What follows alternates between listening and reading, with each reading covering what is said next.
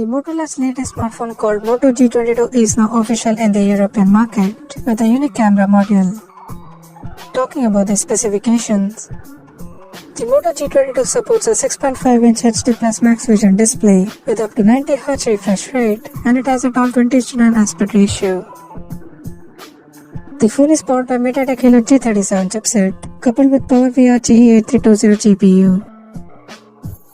The smartphone packs with 4GB of RAM and 64GB of internal storage that is expandable up to 1TB via dedicated microSD card slot.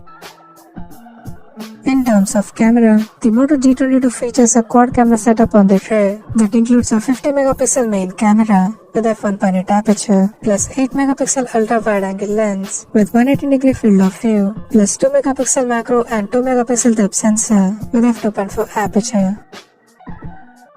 At the front, it has 16MP selfie camera under the hole punch at the top center with f2.45 aperture. The device comes backed by a massive 5000 mAh battery with 15W fast charging support, but the user will get 10W charger inside the box. And on the software front, the handset runs on latest Android 12 based on MyUX skin on top. Additionally, the smartphone also features a side-mounted fingerprint sensor for biometric authentication.